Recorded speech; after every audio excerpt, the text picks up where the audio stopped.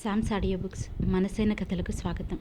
తల్లి యశోద మీద ప్రేమతో అవతార పరిసమాప్తి వరకు సికిపించమౌలిగానే ఉన్నాడు కన్నయ్య. ఇదే అసలు విషయం వివరించాడు అగ్నివేశాచార్యుడు. ఓకే జేజీ తాతయ్య, నేను ద్వారకాపురి వెళ్ళి మీరడిగిన 4 వెదికి పట్టుకొని తేవాలి, అంతే కదా అడిగాడు. తల అడ్డంగా ఊపినవాడు ఆచార్యులు. అది నువ్వనుకున్నంత తేలిక కాదు చిరక్. వాటి ఆచూకీ తెలుసుకోవడం సులువు కానే కాదు. మరెలా జేజీ తాతయ్య? ఎలాగో కూడా ఎవరూ చెప్పలేరు, ప్రయత్నించాలి అంతే. ద్వారకాపురి వెళ్ళాక నీ ప్రయత్నాలు సానుకూలం కావాలంటే ముందు ఆనాటి ఆ భాష కూడా తెలుసుకోవాలి. వారి వేషభాషలు, ఆచార వ్యవహారాలు, పద్ధతులు అన్నీ తెలుసుకొని యాదవ ప్రజల్లో ఒకడిగా కొద్ది రోజులు గడిపి రావాలి. అంటే రేపు నువ్వు వెళ్ళేది ట్రయల్ రన్ లాంటిది. కనీసం 2 మాసాల పాటు ఉంటేనే పరిస్థితులు పట్టుబడతాయి. తిరిగి అన్వేషణ కోసం వెళ్ళాలి. అర్థమైంది జేజీ తాతగారు. నేను మణిభద్ర యక్షుని కోరుకునేప్పుడు ఏ కాలంలో వెళ్ళాలని కోరుకోవాలి అడిగాడు చిరక్. చెప్తాను. కురుక్షేత్ర యుద్ధం జరగడానికి ఓ 10 ఏళ్ల ముందు కాలంలో అక్కడుంటే బాగుంటుందనుకుంటున్నాను. అంటే పాండవులు అరణ్యవాసంలో ఉన్న కాలం అన్నమాట అన్నాడు చిరక్. మనకు హస్తినతోనో కురు పాండవులతోనూ పని లేదు చిరక్. మన లక్ష్యం శమంతకమణి, పాంచజన్యం, మురళి, నెమలిపించం, శ్రీకృష్ణుల వారి కిరీటం. ఒకవేళ నేనక్కడ ఉన్న సమయంలో హస్తినకు వెళ్ళాల్సి వస్తే అది పరిస్థితుల్ని బట్టి ఆలోచించుకొని నిర్ణయించుకోవాలి. కానీ నిన్ను నువ్వు రక్షించుకుంటూ జాగ్రత్తగా ఉండాలి. ఉంటాను జడ్జి గారు. చివరిగా నాదో సందేహం. ఈ కాలనాలిక మందసం చిరకాలం ఇలా ఉండిపోతుందా అడిగాడు చిరక్. ఉండదు, స్థిరంగా బదిలిచ్చారు ఆచార్యులు. ఇందులో ప్రాణాపాయం ఉందన్నాను, గుర్తుందా? ఈ కాలనాలిక మందసం నా సృష్టి. నేను ఉన్నంత వరకే ఉంటుంది. నేను తుది శ్వాస విడిచిన మరుక్షణం యక్షులు దీన్ని సర్వనాశనం చేసి పోతారు అన్నాడు. ఆ మాటలకు అప్రతిభుడయ్యాడు చిరక్. భయంతో రోమాలు నిక్కపుడుచుకున్నాయి. ఒకవేళ తను ద్వారకాపురిలో ఉండగా ఇక్కడ జేజే తాతయ్య కన్ను మూస్తే తన పరిస్థితి ఏమిటి? ఊహించడానికి భయం వేసింది చిరక్కి. అరచేతులు చెమటలు పట్టి వెన్ను వణికింది. అదే జరిగితే తను వర్తమానం నుండి శాశ్వతంగా భూతకాలంలోనే ఉండిపోతాడు. అప్పుడు తన ప్రాణంలో ప్రాణం సుశ్రుత ఏం కావాలి? అతడి భయాన్ని అర్థం చేసుకున్నట్లు ఒక ఇంత మందహాసం చేస్తూ, భయపడకు చిరక్, నా లక్ష్య సాధన ముగిసే వరకు ఈ కట్టెలో ఊపిరి ఆగదు, పద అంటూ లేచి చిరక్ భుజం మీద చేవేసి బయటికి నడిచారు. తలుపులు మూసి తాళం వేశాడు అప్పన్న. మరునాడు ప్రభాత వేళ. అగ్నివేశాచార్యుని స్థావరంలో ఇది అని చెప్పలేని ఒక స్తబ్దత నెలకొని ఉంది. ఒక అద్భుతం జరగనుంది. ఇప్పుడు మునిమనవుడు చిరక్ని కాలనాలిక మందసం ద్వారా భూతకాలంలోకి పంపించబోతున్నాడు. ఆచార్యునితో పాటు చిరక్, వారి వెంట పిల్ల గోవిందపాత్రుడు, పిల్ల శివరామ ముకుందపాత్రుడు ఇద్దరిని లోపలికి తీసుకెళ్లి తలుపు మూశారు. బయట డ్రైవరు కాశీ, నౌకరప్పన్న, పులికొండయ్య ఇంకా వంట వాళ్ళంతా గుమ్ముకివుడి ఈ అద్భుతం గురించే గుసగుసలుగా చెప్పుకుంటూ ఉండిపోయారు. లోన ఆచార్యుడు కాలనాలిక మందసానికి యథావిధిగా పూజాధికాలు నిర్వహించి మణిభద్ర యక్షుణ్ణి అర్చించాడు. చిరక్ వేకువని స్నానాధికాలు ముగించుకొని శుచి అయి ఆచార్యుని సూచనల మేరకు వదులుగా ఉండే పైజామా జుబ్బా ధరించి ప్రయాణానికి సిద్ధమై వచ్చి ఉన్నాడు. అగ్నివేశాచార్యుడు మునిమనుడు చిరక్ నుదుట బొట్టు పెట్టి కాలనాలిక మందసానికి, మణిభద్ర యక్షునికి ప్రణామం చేయించాడు. ఆ గది అంతా ధూపదీపాలతో ప్రకాశవంతంగా ఉంది. ముహూర్త సమయం సమీపించగానే జేజీ తాతయ్య పాదాలకు నమస్కరించాడు చిరక్. మునిమన్నవాడిని ఆశీర్వదించి లేపి కళ్ళలోకి అభిమానంగా చూశారు ఆచార్యులు. ఆ సమయంలో ఇరువురి కళ్ళలోనూ నీరు సుడి తిరుగుతుంది. జేజీ తాతని కౌగిలించుకున్నాడు చిరక్. అతన్ని వెన్ను తట్టి పంపించడానికి ధైర్యం చెప్పాడు అగ్నివేశాచార్యుడు. అంతా శుభం జరుగుతుంది, క్షేమంగా వెళ్ళి లాభంగా తిరిగిరా నాయన అన్నాడు. పిదప తమకు ఎంతో సాయపడుతున్న తండ్రి కొడుకులు పిల్ల గోవింద పాత్రుల వారికి, పిల్ల శివరామ ముకుంద పాత్రుల వారికి కూడా నమస్కరించి ఆశీస్సులు తీసుకున్నాడు చిరక్. గ్లాస్ డోమ్ లేపి లోన ప్రవేశించడానికి ఉద్యుక్తుడయ్యాడు. నాయన చిరక్, చెప్పిన మాటలు గుర్తున్నాయి కదా, పొరపాటు జరగకుండా చూసుకో, భద్రంగా వెళ్ళిరా అంటూ చివరిసారిగా హెచ్చరించాడు అగ్నివేశాచార్యుడు. అలాగే అన్నట్టు తల్ల ఊపి కాలనాలిక మందసంలోకి ప్రవేశించాడు చిరక్. గ్లాస్ డోమ్ని యథాప్రకారం మూసుకున్నాడు. తలదిండు మీద తల ఉంచి పరుపు మీద వెలికిలా పడుకొని 2 చేతులు గుండెల మీద ఉంచుకొని కళ్ళు మూసుకున్నాడు. ఏకాగ్రతతో మణిభద్ర యక్షుని స్మరించుకొని, ఓ త్రికాల సంచార, కురుక్షేత్ర యుద్ధం జరగడానికి ఒక 10 సంవత్సరాల ముందు కాలంలో కొంతకాలం శ్రీకృష్ణ పరమాత్ముని ద్వారకా నగరంలో నివసించి రావాలనుకుంటున్నాను. నన్ను ద్వారకాపురికి చేర్చు, నా అభీష్టాన్ని దయతో నెరవేర్చు అని వేడుకొని కళ్ళు మూసుకున్నాడు. అలా కళ్ళు మూసిన 10 సెకండ్లలోనే గాఢ నిద్రావస్థకి వెళ్ళిపోయాడు చరక్. అంతలోనే ఏమైందో తెలీదు. కళ్ళు తెరిచేసరికి తను గాల్లో తేలుతున్నట్లు అనుభూతికి లోనయ్యాడు. ఆ అనుభూతి నుండి తేరుకొనక ముందే తను కాలనాళిక మందసం నుండి గ్లాస్ డోమ్ తెరవకుండానే విచిత్రంగా దానిపైకి చేరుకున్నాడు. కంగారు పడి మందసంలోకి తొంగి చూశాడు. ఆశ్చర్యం! తన శరీరం మందసంలోనే ఉంది. గాఢ నిద్రలో ఉన్నట్టుగా పడుంది. ఏం జరుగుతుంది ఆలోచించే వ్యవధి లేదు. ఎవరో తనను లాక్కుపోతున్నట్టుగా గాల్లో నడుస్తూ గోడకి ఉన్న అద్దంలో ప్రవేశించాడు. చరక్ ఆత్మ సూక్ష్మ శరీరంతో మందసంలోంచి ఒక జ్యోతి రూపంగా పైకి రావడం చూస్తుండగానే చరక్ సూక్ష్మరూపం నిజరూపం సైజులోకి మారింది. నేరుగా గాల్లో నడుచుకుంటూ పోయి గోడకున్న నిలువుడద్దంలోకి ప్రవేశించి అదృశ్యమైంది. కొన్ని క్షణాల పాటు అద్దంలో ప్రతిఫలిస్తున్న కాంతులు ఆగిపోయి నల్లని చీకటిగా మిగిలిపోయింది అద్దం. తర్వాత యథాప్రకారం రంగుల కాంతులు ప్రతిఫలించడం ఆరంభించాయి. అంతవరకు చూసి లేచాడు ఆచార్యుడు. ఓసారి మందసాన్ని సమీపించి గ్లాస్ డోమ్ గుండా లోపల పరుపు మీద నిద్రపోతున్నట్టు పడి ఉన్న చరక్ దేహాన్ని ఆప్యాయంగా చూసుకొని వెనుతిరిగాడు. గోవిందా, పదండి, ఇక మనకు ఇప్పట్లో ఇక్కడ పని లేదు. చరక్ భూతకాలంలోకి సుదూర ప్రయాణంలో ఉన్నాడు. ఎవరు ఈ గదిలోకి రాకుండా తాళం పెట్టి 24 గంటలు గది బయట ఎవరో ఒకరు కాపలా ఉండేలా చూడండి. పదండి అంటూ బయటకి దారితీశాడు. అద్దం గుండా లోన ప్రవేశించిన చరక్ వాయువేగ మనోవేగాలతో ప్రయాణిస్తున్నాడు. ఆత్మగా మారినా కూడా అతనికి అంతా గుర్తుంది. మస్తిష్కం యథావిధిగా పనిచేస్తుంది. అద్దంలోని వెలుగురేఖల్ని దాటగానే తను చీకటిలోకి విసిరివేయబడినట్టు, ఏదో అదృశ్య ప్రవాహంలో పడి కొట్టుకుపోతున్నట్టు దూసుకుపోతూనే ఉన్నాడు. ఇందులో తన ప్రమేయం లేదు, తన ప్రయత్నమూ లేదు. ఎవరు తీసుకుపోతున్నారో ఎటు పోతున్నారో కూడా తెలియని తిమిరాంధకారంలో కొట్టుమిట్టాడుతున్నాడు. కంటి ముందు చీకటి, ఎక్కడ వెలుగురేఖ జాడలేదు. ఆత్మ తల్లి గర్భంలో ప్రవేశించే ముందు ఇలా చీకట్లను చీల్చుకునే వస్తుందా? మరణించిన వారి ఆత్మలు ఇలాగే చీకట్లలో ప్రయాణం చేసి స్వర్గానికో నరకానికో చేరుతాయా? భూమి పుట్టినప్పటి నుండి గతించిన భూతకాలంలోకి చరిత్ర మొత్తం ఈ నిబిడాంధకారంలోనే నిక్షిప్తమై ఉందా? స్వర్గం అంటే ఈ చీకటి అంచున చివరెక్కడో ఉందా? గమనాగమనాలు ఇలా చీకట్లలోనే సాగుతాయా? ఎన్నో ప్రశ్నలు. ఈ ఒంటరితనం, చీకటి, ఈ గమన వేగం భయం అంటే తెలియని తననే భయకంపితుడిని చేస్తున్నాయి. అసలు ఇంతకీ మణిభద్ర యక్షుడు ఎక్కడ? తనతోనే వస్తున్నాడా? జయజితాతయ్య గారు చెప్పారు కాబట్టి ఖచ్చితంగా తన ముందో వెనకో ఉండే ఉంటాడు. ఇంతకీ తనిప్పుడు బతికున్నట్టా చనిపోయినట్టా? ఏమో, బహుశా ఈ ప్రశ్నకి ఎవరు బదులు చెప్పలేరనుకుంటా. బతికుంటే మందసంలోని తన శరీరం కోమాలో ఉన్నట్టు. ఇంతకీ ఏం జరగబోతుంది? ఆహా, జేజీ తాతయ్య, ఏం పరిస్థితి కల్పించావయ్యా! నీ మేధాశక్తిని ఎలా కొనియాడాలో తెలియటం లేదు.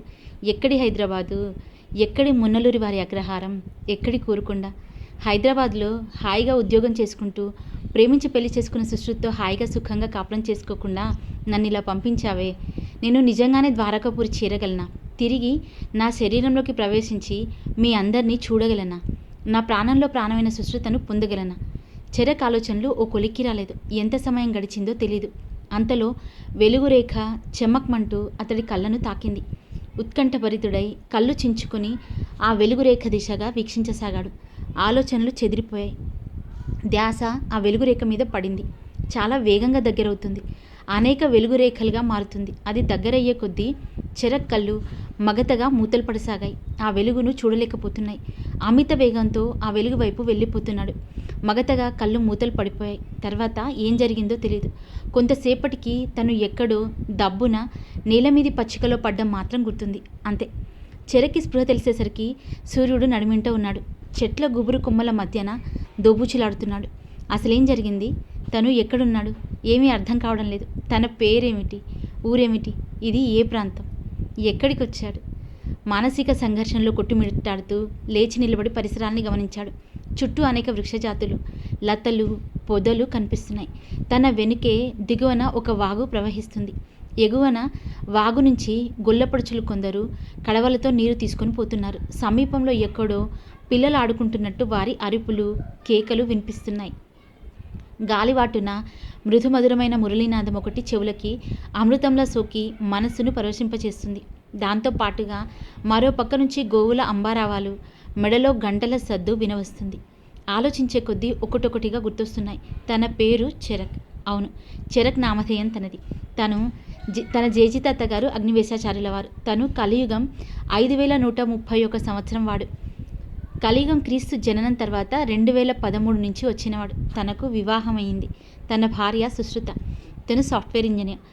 ద్వారకాపురిని చూడడం కోసం తన జేజితాత గారు తయారు చేసిన కాలనాళిక యంత్రం ద్వారా ద్వారకాపురికి చేరుకున్నాడు. తన శరీరం అక్కడ కాలనాళిక మందసంలో ఉంది. అదే నిజమైతే తిరిగి తనకి శరీరం ఎలా వచ్చింది? అది కళ లేక ఇది కళ? ఏది నిజం? ఇది నిజంగా తన శరీరమేనా? చేతులు గిల్లుకు చూశాడు. బాధ తెలుస్తుంది. బుగ్గ గిల్లి చూసుకున్నాడు. నొప్పి తెలుస్తుంది. కాలనాళిక మందసంలో ప్రవేశించిన అవే పైజామా జుబ్బా దుస్తులు ఇప్పుడు తన ఒంటి మీద ఉన్నాయి. అటు సూర్యుడు కనిపిస్తున్నాడు, ఇటు ప్రకృతి తెలుస్తుంది. అంటే ఇదే నిజమా?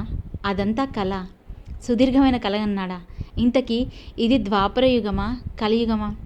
5 నిమిషాల మానసిక సంఘర్షణ తర్వాత కానీ వాస్తవంలోకి రాలేకపోయాడు చెరక్. తను భ్రమపడుతున్నాడు. ఇది కలియుగం కాదు, ద్వాపరయుగం. కలియుగం నుంచి వెనక్కి ద్వాపరంలోకి వచ్చాడు.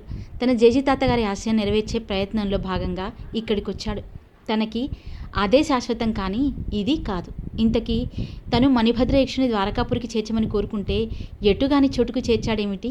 అంటే ఇక్కడికి దగ్గరలోనే ద్వారకాపురి ఉండి ఉండాలి. ఓసారి తను ఏం కోరుకున్నాడో గుర్తు చేసుకున్నాడు చెరక్.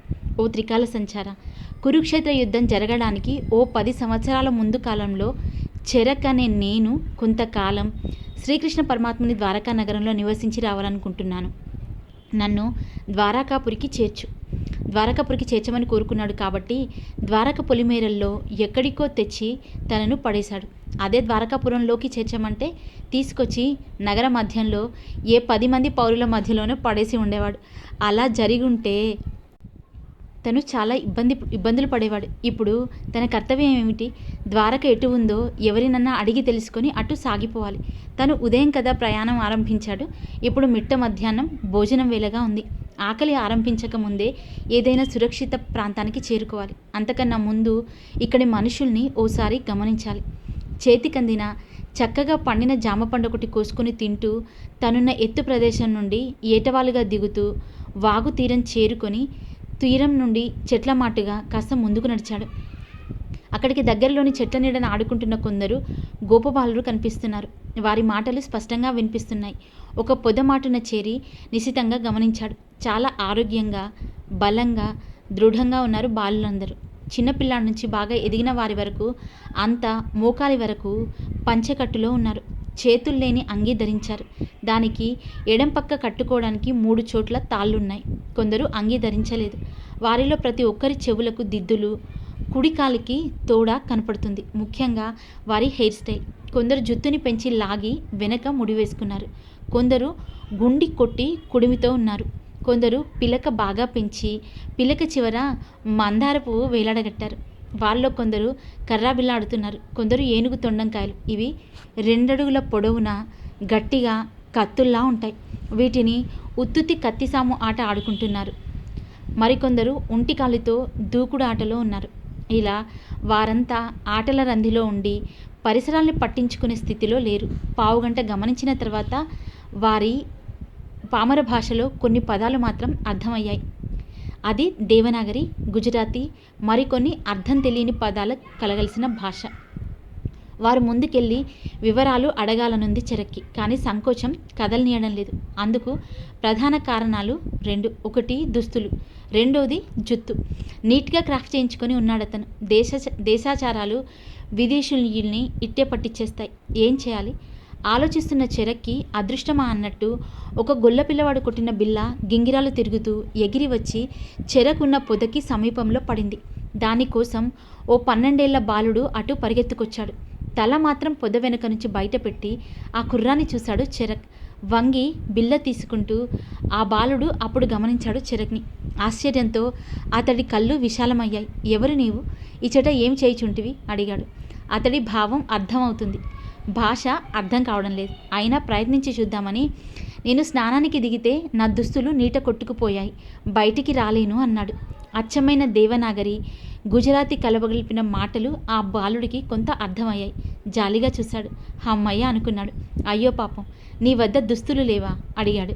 లేవు బాలక, నాకు సరిపడా ఓ జత దుస్తులు ఇచ్చి పుణ్యం కట్టుకొను. కొంచెం బాలుడి స్టైల్ని అనుకరించి దీనంగా అర్థించాడు. అటులైనా ఇచ్చటనే ఉండుము, నేను గృహముకేగి దుస్తులు తెచ్చిచ్చేదా అంటూ వెనుతిరిగాడా బాలుడు. బాలక మాట పిలిచాడు చెరక్. ఏమది అపరిచితుడా? ఏమీ లేదు, నా విషయము నీ తోటి వారకు చెప్పకము, పరిహసింతురు అటులనే అని నవ్వుకుంటూ పరుగు తీశాడు బాలుడు. దగ్గరలోనే ఒక పల్లె గాని జనావాసం గాని ఉండి ఉంటుందనుకున్నాడు చెరక్.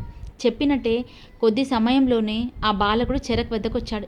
ఇవి మా సోదరుని దుస్తులు, సరిపోవును, ధరింపుము అంటూ ఒక పంచె అంగి చేతికిచ్చాడు. చాలా సంతోషం, నీ పేరేమిటి? దుస్తులు అందుకుంటూ అడిగాడు చెరక్. బాలుడికి అర్థం కాలేదు. నీ నామధేయమేమి? వారి పద్ధతిలో అడిగాడు. అప్పుడు అర్థమైంది అతనికి. మదీయ నామధేయము కుందుడు. ఆ కృష్ణ పరమాత్మయే కదా మా ప్రభు దైవం, అందుకే మదీయ మాతాపితలు నాకు ఆ ముకుందుడి నామం ఉంచారు అన్నాడు. ఓరి నాయనో, ఇక్కడున్నంతకాలం ఈ ప్రజలతో ఇలా గ్రాంధికం మాట్లాడవలసిందేనా? మనసులో గొనుక్కుంటూ పొదల వెనక్కి వెళ్ళి దుస్తులు మార్చుకున్నాడు చెరక్. తన పైజామా జుబ్బలను ఒక పొదలోనికి పడేశాడు. సరదా పడి అప్పట్లో జేజీతాత వద్ద పంచెగట్టడం నేర్చుకున్నాడు. అది ఇప్పుడు చాలా ఉపయోగపడింది. అంగీ ధరించి పక్క తాళ్ళు కట్టుకోగానే ఇప్పుడు కొంత మనశ్శాంతి ఏర్పడింది. అతడు వెనక్కి తిరిగేసరికి కుందుడు ఇంకా అక్కడే ఉన్నాడు. చెరక్ ఒడ్డు పొడుగు అందానికి విభ్రాంతుడై అతన్నే గమనించసాగాడు. బహు సుందరంగా ఉన్నావు.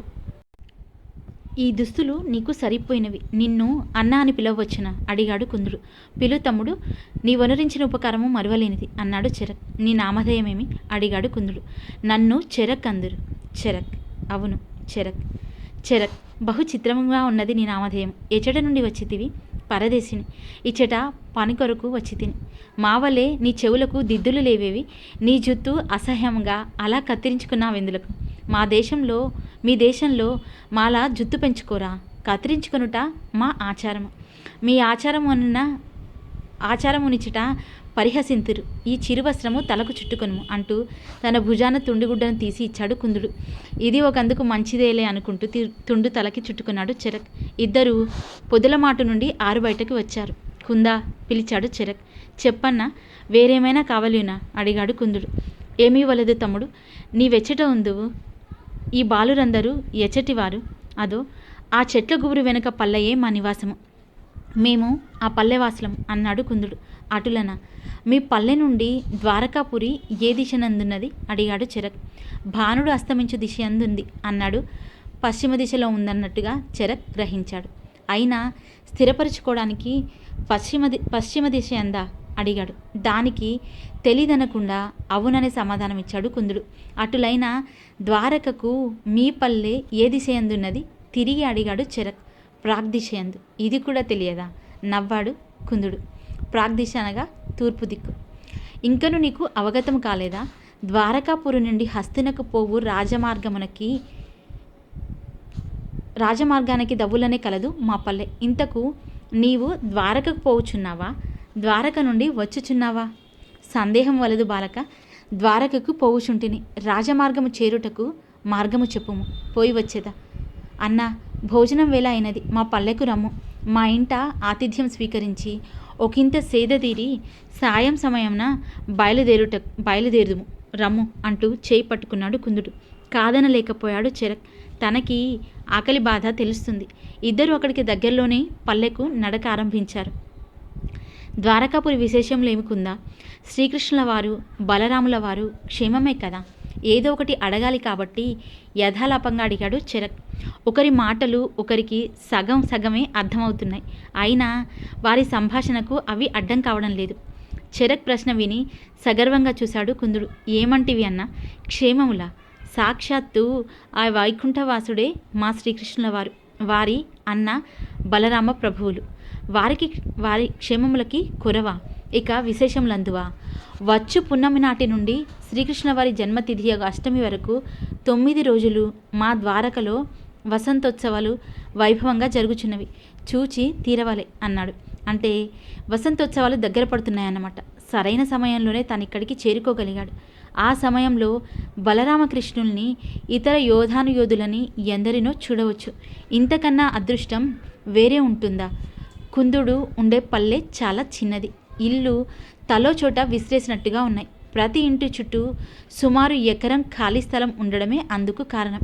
ఆ స్థలంలో అనేక వటవృక్షాలు, పూల మొక్కలు పెంచబడి, మధ్యలో గుండ్రంగా వృత్తాకారంలో నిర్మించిన రాతి కట్టుబడి ఇల్లు. కుందుడి తల్లి పేరు కనకవల్లి. ఆమెకి మగపిల్లలు, ఆడపిల్లలు కలిపి 15 మంది సంతానం. కుందుడు ఆఖరివాడు. 4 మగపిల్లలు, 3 ఆడపిల్లలకు పెళ్ళిళ్ళు అయిపోయాయట. కూతుళ్ళు కాపురాలకు వెళ్ళిపోయారు. కోడళ్ళు, కొడుకులు, పెళ్ళి కావాల్సిన పెద్ద పిల్లలంతా పొలంలోకి పనులకెళ్ళిపోయారు. మిగిలిన పిల్లలు ఆటలకెళ్ళి ఇంకా రాలేదు. కుందుడే చెరక్ని తీసుకొని ముందుగా వచ్చాడు. ఆవిడ్ని చూస్తే అంతమంది బిడ్డల తల్లి అంటే ఎవరూ నమ్మరు. అంత ఆరోగ్యంగానూ బలంగానూ ఉంది ఆ తల్లి. ఇంతవరకు తను గమనించిన మరో ముఖ్య విషయం, తనే 6 అడుగుల ఎత్తు ఆజానుబాహుడు. కనకవల్లి తనకంటే ఎత్తు ఉంది. మగవాళ్ళు ఎంత ఎత్తు ఉండొచ్చు? ఇంకా ఎవరూ తనకి ఎదురుపడలేదు. అదే నిజమైతే వాళ్ళ ముందు తనే పొట్టివాడు అవక తప్పదు. కురు సామ్రాజ్యంలో కౌరవులు, పాండవులు ఎంత ఎత్తుంటారు? అసలే క్షత్రియులు యుద్ధ విద్యల్లో ఆరితేరిన వాళ్ళు. అతిథిగా వచ్చిన చెరక్ని కన్నతల్లిలా ఆదరించింది కనకవల్లి. 4 రకాల పిండి వంటలు, 10 రకాల కూరలు, పచ్చళ్ళతో భోజనం వడ్డించింది. ఆ ఇంట్లో కంచాలు, చెంబులు, బిందెలు కూడా వెండి పాత్రలు. ఇక కనకవల్లి ధరించిన బంగారు నగల గురించి చెప్పనక్కర్లేదు. మహాలక్ష్మిలా ఉంది. జొన్నరొట్టె విరిచి పేరిన నెయ్యి వేసిన పప్పులో ముంచి తింటుంటే ఆ కమ్మదనం వర్ణింపనలవి కానిది. ఇక గడ్డ పెరుగు అమృతతుల్యంగా ఉంది. ఇంత చక్కటి భోజనం కలికాలంలో లభించే ఛాన్సే లేదనిపించింది. ఆహా, ఏమి ఈ యాదవ రాజ్యంలో ప్రజల అదృష్టం! ఏమి ఈ వైభోగం! భోజనం చేయగానే కనకవల్లి వద్ద సెలవు తీసుకుని బయలుదేరాడు చెరక్. బిడ్డ, ఏ కన్న తల్లి బిడ్డడివో నాయన, నీకే సాయం కావాలన్నా మా ఇంటికి రా. మా ఇంటాయన నిన్ను చూసిన ముదముందెదరు అంటూ వెనక నుండి అరిచింది ఆవిడ. కుందుడు కొంత దూరం సాగనింపడానికి వచ్చి ద్వారకాపురి వెళ్ళు రాజమార్గమును చూపించి వెనక్కి వెళ్ళిపోయాడు. సువిశాలమైన మార్గం అది. హస్తినాపురి వరకు వెళ్తుండగా కుడి పక్కగా పోతే, ఎడం పక్కగా పోతే, హస్తినాపురి వరకు వెళ్తుందట కుడి పక్కగా పోతే. ఎడం పక్కగా పోతే కూతవేటు దూరంలోనే ద్వారకాపురి ఉందట. అయినా కూడా తక్కువలో తక్కువ 5 కిలోమీటర్ల దూరం ఉండొచ్చని ఊహించాడు చెరక్. రాజమార్గం పొడవునా అటూ ఇటూ ఎత్తైన వృక్షాలు పెంచబడి చెట్ల నీడన ఎండతాపం తెలియకున్నది. మార్గం వెంట గుంపులు గుంపులుగా వర్తకులు, బాటసారులు నడిచిపోతున్నారు. ఎడ్లబండ్లు సాగిపోతున్నాయి. రథాలు, గుర్రాలు ఎదురవుతున్నాయి. చెరక్ వాళ్ళ ఎత్తు చూస్తూనే స్తంభించిపోయాడు. ఎవరు 13-14 అడుగుల ఎత్తుకి తక్కువ లేరు. ద్వారకాపురి దిశగా నడక ఆరంభించాడు చెరక్. నడుస్తూనే ఆలోచిస్తున్నాడు. ఏ కాలంలో అయినా ప్రజాజీవనాన్ని శాసించేది ధనం. అది లేకుంటే బతుకు లేదు. తనొచ్చి ఇక్కడ పడ్డాడు. తన చేతిలో చిల్లి గవ్వలేదు. ఏదో కుందుడి పుణ్యమాని అతిథిగా ఆ ఇంట ఈ పూట గడిచిపోయింది. సాయంత్రం ఏం చేయాలి? ఎక్కడ తినాలి? ఎక్కడ పడుకోవాలి? చెరక్ ఆలోచనలు ఉన్నట్టుండి ఆగిపోయాయి. అతడు వెళ్తున్న మార్గంలో ఎడం పక్క ఒక ఎత్తైన శాలివృక్షం నీడలో తిన్నె మీద కూర్చున్నాడు సాధు. సుమారు 70 సంవత్సరాల వయసుంటుంది.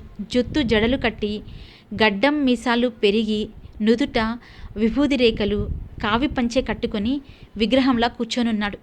చేతిలో త్రిశూలం ఉంది. శివభక్తుడు కావచ్చు. దూరం నుంచే ఏకదీక్షగా తన వంక చూస్తున్నాడాయన. సమీపంలోకి రాగానే చిరునవ్వు నవ్వుతూ దగ్గరికి రమ్మని చేత్తో సైగ చేస్తున్నాడు. ఎందుకో చెరక్ ఒళ్ళు జలధరించింది. దగ్గరికి వెళ్ళడమా వద్దా అని సందేహించాడు. ఇలాంటి మహనీయుల ముందు తను అబద్ధాలు చెప్పలేడు. చెప్పకపోయినా వారికి తెలిసిపోతుంది. తను కలియుగం నుండి ద్వాపర యుగంలోకి వచ్చినట్టు కనిపెట్టే ప్రమాదం ఉంది. కాబట్టి వెళ్ళకపోవడమే మంచిదనిపించింది. ఆయన రమ్మని సైగ చేయగా చూసి చూడనట్టు తల వంచుకొని వేగం పెంచి ముందుకు సాగిపోయాడు చెరక్. మరికొంత దూరం వెళ్ళేసరికి గుర్రాల మీద సవారీ చేస్తూ కొందరు యువకులు ఎదురుగా వచ్చారు. అవి చెరక్ని దాటిపోయాయి. చెరక్ గమనించలేదు. గుర్రం మీద యువకుడు తదేక దృష్టితో తన్నే చూడసాగాడు. చెరక్ని దాటగానే అశ్వాన్ని నిలువరించి వెనక్కి తిరిగి బావా అని పిలిచాడు. నడిచిపోతున్న చెరక్ ఆ పిలుపు విన్నాడు. తనను కానట్టు వడివడిగా నడవసాగాడు. బావా, నిన్నే బావా, ఆగు అంటూ రెండోసారి కూడా పిలవడంతో యథాలాపంగా తిరిగి చూశాడు చెరక్. సందేహం తీరిపోయింది. ఆ గుర్రం మీది యువకుడు పిలుస్తుంది తననే. ఇదేమి చోద్యం? ఆశ్చర్య సంభ్రమాల మధ్య తలకిందులైపోయాడు చెరక్. యుగం కాని యుగంలో, కాలం కాని కాలం, దేశం కాని దేశంలో తన వెంట పడుతున్న ఈ బావమరిది ఎవర్రా బాబు? ఎవరిని చూసి ఎవరనుకుంటున్నాడు? ఎందుకొచ్చిన గొడవ అనుకుంటూ తన నడక వేగం పెంచాడు చెరక్. ఆ అశ్వం తన్ని సమీపించే సమయానికి బాటసార్ల గుంపులో చెరబడి ముఖాన్ని కనపడనీయకుండా తప్పించుకున్నాడు.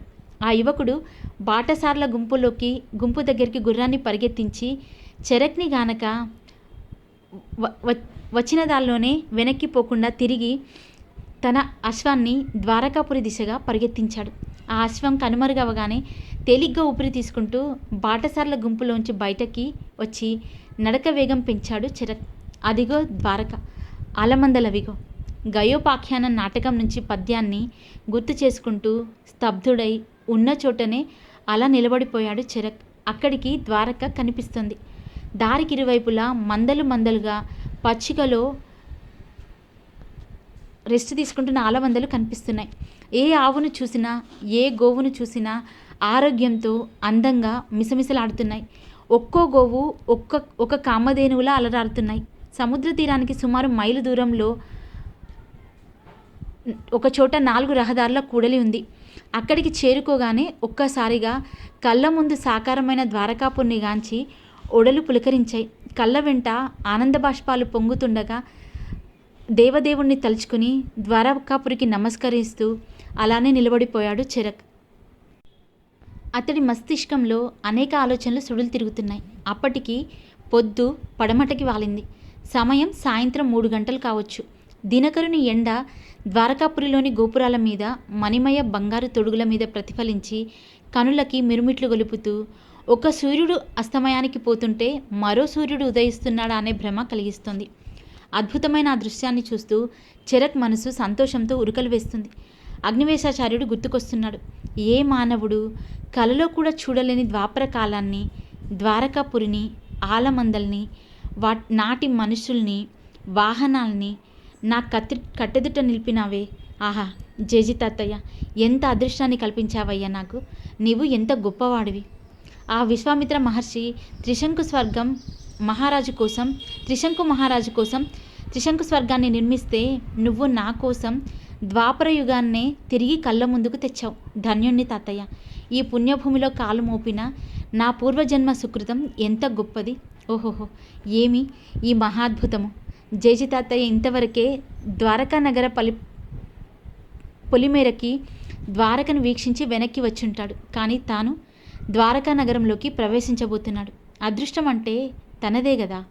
ఈ మార్గంలోనే శ్రీకృష్ణ సందర్శనార్థం ధర్మరాజు, భీమార్జున, నకుల సహదేవులు ద్వారకకు రథాల్లో ప్రయాణించి ఉంటారు. కురుక్షేత్ర సంగ్రామంలో తన పక్షాన సాయం చేయమని అర్థించడానికి మానధనుడు, సుయోధన సార్వభౌముడు ఇటే ద్వారకకి వెళ్ళుంటాడు కదా.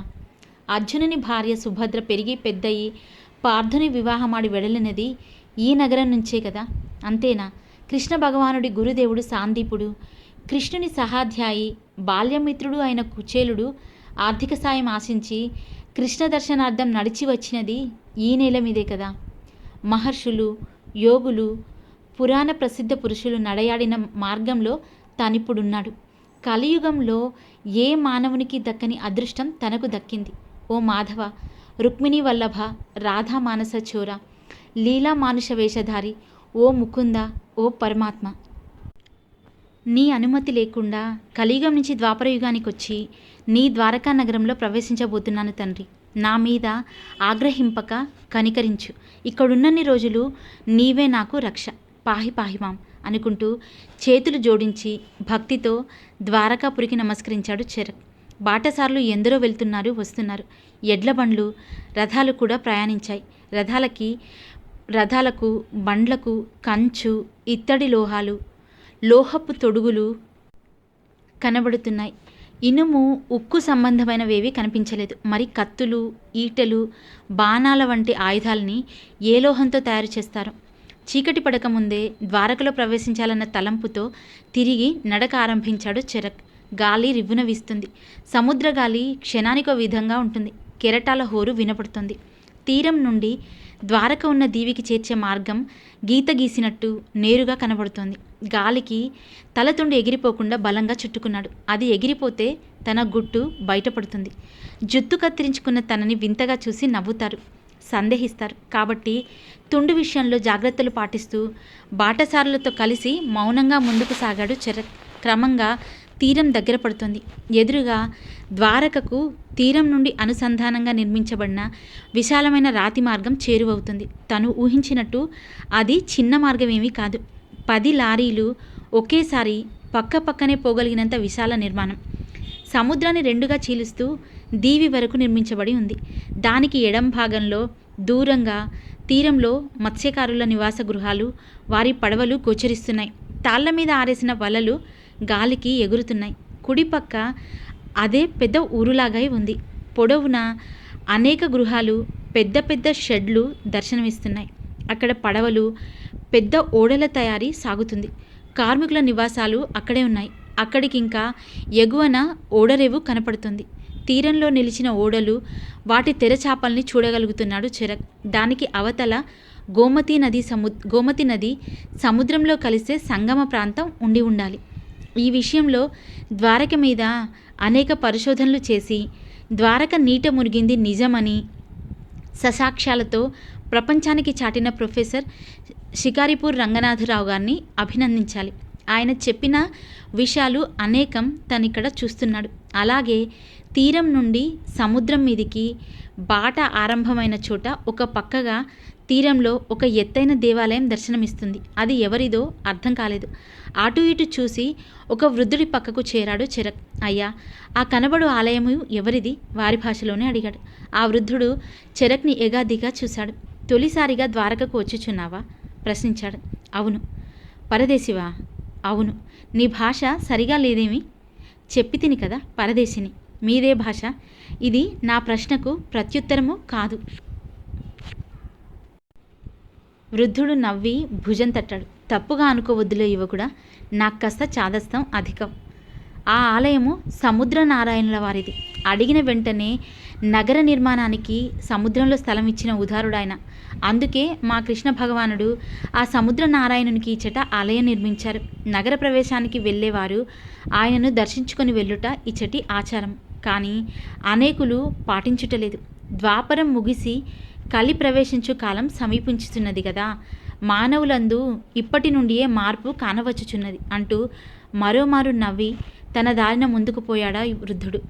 సముద్రనారాయణ ఆలయం కలియుగంలో నేటికి ఉన్నమాట నిజమే. ఓసారి ఆ స్వామిని దర్శించుకొని వెళ్ళాలనుకుంటూ అటు చూసి నిశ్చేష్టుడై వేగంగా పక్కకు తిరిగాడు చెరక్. ఇంతకుముందు దారిలో తన్ను బావా అని పిలిచిన 20 ఏళ్ల యువకుడు అదే గుర్రం మీద అచట ఉండి ద్వారక వైపు రాతిబాట మీద ప్రవేశిస్తున్న వారిని పరిశీలిస్తున్నాడు.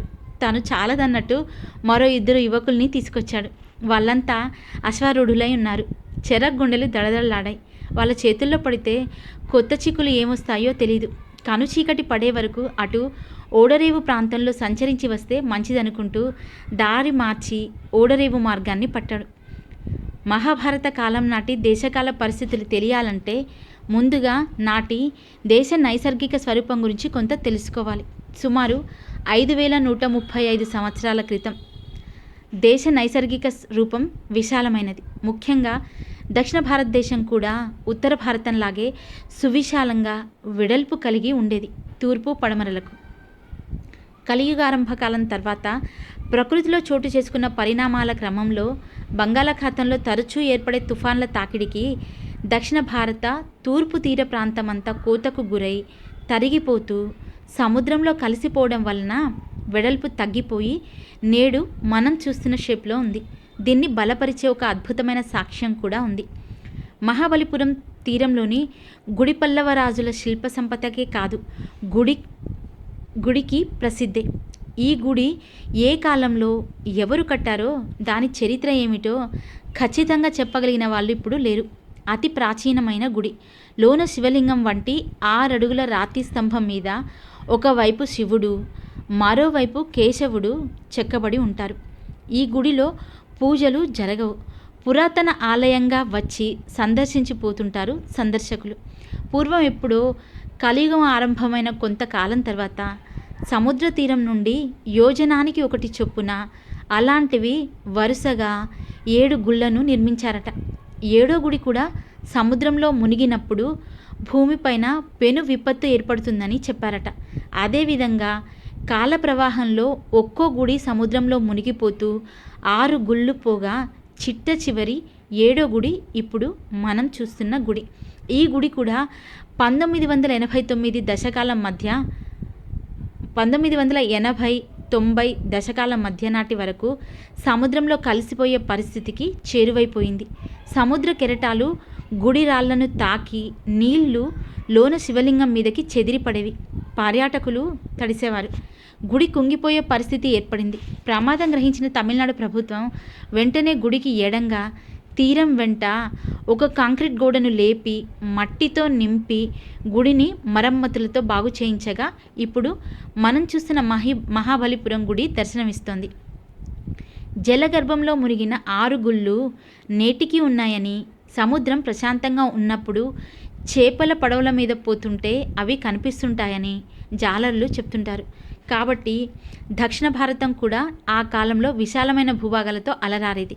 ఇక మహాభారత కాలం నాటికి అంటే ద్వాపరం చివరి కాలంలో దేశంలో చిన్న పెద్ద అనేక రాజ్యాలు ఉండేవి. వాటిలో నగర రాజ్యాలు కూడా ఉండేవి. ఒక నగరం దారి పరిసరాల్లో చిన్న పల్లెలు. నగర రాజ్యాలు అంటే ఒక నగరం, దాని పరిసరాల్లో చిన్న పల్లెలు, గ్రామాలు, ఆ సమీప అరణ్యాలు మాత్రమే రాజ్యంగా కలిగి ఉండే అతి చిన్న దేశాలు. అప్పటికి ప్రపంచవ్యాప్తంగా చూస్తే హిందూ మతం తప్ప మరో మతం అంటూ లేదు. బౌద్ధం, క్రీస్తు, షింటో మతం, యూదు మతం, ఇలా ఇప్పుడున్న వాటిలో ఏ ఒక్క మతము లేదు. ఉన్నది హిందూ మతం ఒక్కటే. ఇంకా చెప్పాలంటే హిందూ మతం అనేది ఒక మతం కాదు, ప్రకృతితో మానవుడు మమేకమై దైవాన్ని తెలుసుకొని అనుసరిస్తూ ఆచరిస్తూ వచ్చిన భక్తి మార్గంలోని పద్ధతులు. వాటినే తర్వాత కాలంలో హైందవమని, హిందూ మతమని అన్నారు. ఆనాడు ఎర్ర సముద్ర తూర్పు తీరం నుంచి ఆసియా ఖండం అంతటా ఉన్నది హిందూ మతం మాత్రమే. దీని ఛాయలు నేటికి China, Thailand, Malaysia, Cambodia, Mongolia, Nepal, Bhutan, Myanmar, Laos, Vietnam, Singapore, Brunei, Philippines, Taiwan, Japan, north and south Korea, Indonesia వంటి దేశాల్లో చూడొచ్చు. హిందూ ఆలయాల్ని కూడా చూడొచ్చు. ప్రపంచంలోనే అతి పెద్ద హిందూ ఆలయం ఒకప్పుడు కాంబోజ దేశంగా పిలువబడిన నేటి కాంబోడియా దేశంలో ఉంది. చైనాలో కూడా ప్రాచీన హిందూ ఆలయాలు ఉన్నాయని చాలామందికి తెలీదు. గల్ఫ్ దేశాల్లో తవ్వకాల్లో అనేక హిందూ దేవతా ప్రతిమలు బయటపడడం గురించి కూడా చాలామందికి తెలీదు. ఆ కాలంలో అటవికులు, సంచార తండాలు, కొండకోనలు, రాళ్ళు రప్పలకి దేవుడి పేరుతో జంతు బలులిచ్చి కొలుపులు చేయడం జరిగేది. ఇప్పటికీ మనలో ఈ ఆచారం ఉంది. వారి పూజల్ని మనం ఒక మతంగా చెప్పుకోలేం. దేశంలో కురు సామ్రాజ్యం పెద్దది. సుయోధనుడు సార్వభౌముడయ్యాక అనేక దేశాధిపతుల్ని ఓడించి సామంతుల్ని చేసుకున్నాడు. కురు సామ్రాజ్యం తర్వాత చెప్పుకోతగిన పెద్ద దేశం యాదవ రాజ్యం. ఆనాటి రాజ్యాల గురించి చెప్పుకోవాలంటే ముందుగా గాంధార దేశం గురించి చెప్పుకోవాలి. ధృతరాష్ట్రుడి భార్య గాంధారి, గాంధార దేశ రాజకుమారి. ఆ గాంధార దేశమే నేటి ఆఫ్ఘనిస్తాన్. గాంధార శబ్దమే కాందహార్ అయ్యింది తర్వాత.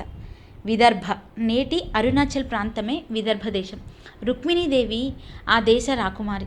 అంగదేశం, నేటి బీహార్ ప్రాంతం, నాటి అంగదేశం. ఈ రాజ్యానికి కర్ణుణ్ణి రాజును చేయడం ద్వారా దుర్యోధనుడు కర్ణుణ్ణి తన మిత్రుణ్ణి చేసుకున్నాడు. అలాగే వంగదేశం, ఇది నేటి బెంగాల్ ప్రాంతం. కళింగ దేశం, ఇది నేటి ఒరిస్సా ప్రాంతం. కాంబోజ దేశం, నేటి కంబోడియా.